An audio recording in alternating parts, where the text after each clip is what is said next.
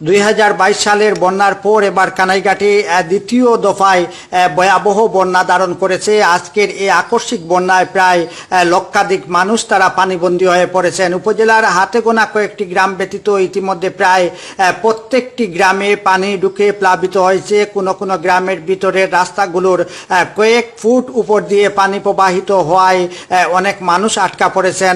তাদের উদ্ধার করার জন্য স্বজনেরা নৌকা নিয়ে যাচ্ছেন, এমনটাই আমি খবর পেয়েছি এবং সরজমিনে তার সত্যতাও পেয়েছি। এছাড়াও এবারের ভয়াবহ বন্যায় অনেকেই ঘরবাড়ি ছেড়ে আশ্রয় কেন্দ্র কিংবা আত্মীয় স্বজনদের বাড়িতে চলে যাচ্ছেন। তারা জানিয়েছেন যে আজ ভোর রাত হতে মূলত পানি বৃদ্ধি পেলেও দুপুরের দিকে তারা বন্যার পানিতে আক্রান্ত হন এবং তাদের বসত ঘরে পানি প্রবেশ করে।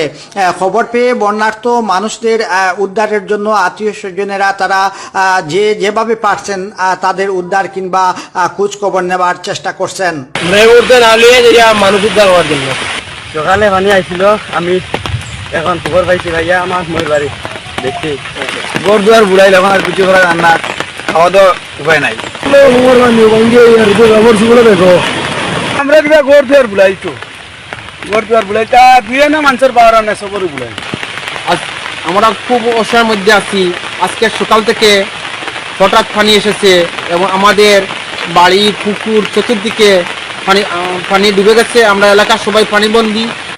তো আপনারা জানেন যে 2022 সালের বন্যার পর এবার অর্থাৎ প্রায় 22 দিন পূর্বে কানাইঘাটে যে বন্যা হয় তার স্থায়িত্ব মাত্র কয়েক ঘন্টা ছিল। উজান থেকে নেমে আসা পাহাড়ি জোয়ার হওয়াতে তা দ্রুত নেমে যায়, কারণ তখন হাওর অঞ্চলে তুলনামূলক তেমন পানি ছিল না। কিন্তু গত রবিবার পবিত্র ঈদুল আজহার পূর্বের দিন থেকে মূলত ফের সুরমা নদীর পানি বৃদ্ধি পেতে থাকে। এতে গত দুদিনে কানাইঘাটের প্রত্যেকটি হাওরে বন্যার পানি তৈ তৈ করে। এমনকি গতকাল পবিত্র ঈদুল আজহারের দিন উপজেলার বেশ কয়েকটি গ্রামে বন্যার পানি ঢুকে পড়ে। এতে ওই এলাকার মানুষ বন্যার পানির সাথে তাদের ঈদ উদযাপন করতে হয়। আপনারা জানেন যে গতকাল সোমবার সকাল থেকে ভারী বৃষ্টির কারণে উপজেলার কোনো ঈদগাহে ঈদের জামাত অনুষ্ঠিত হয়নি। প্রত্যেকটি মসজিদের গড়ে ঈদের নামাজ আদায় করতে হয়েছে মুসল্লিদের।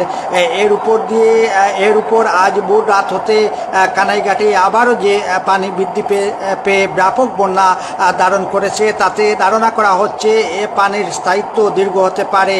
আর তা যদি দীর্ঘ হয় তাহলে এখানকার লাখো মানুষের ভোগান্তির কোনো অন্ত থাকবে না। আমি সকালের দিকে উপজেলার গ্রেড লিডারের সাথে কথা বলেছিলাম। তিনি আমাকে জানিয়েছেন যে সকালে সুরমা নদীর বিপদসীমার 138 সেন্টিমিটার উপর দিয়ে পানি প্রবাহিত হয়। পরে দুপুরের দিকে তা বৃদ্ধি পেয়ে 140 সেন্টিমিটার উপর দিয়ে প্রবাহিত হচ্ছিল। বর্তমানে প্রায় একই হারে পানি প্রবাহিত হওয়ার কারণে গ্রামগঞ্জে পানি কমার কোনো সম্ভাবনা দেখা যাচ্ছে না।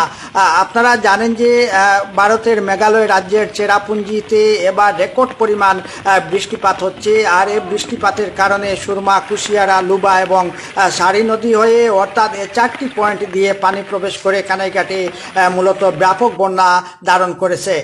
আমিনুল ইসলাম, কানাইঘাট, সিলেট থেকে।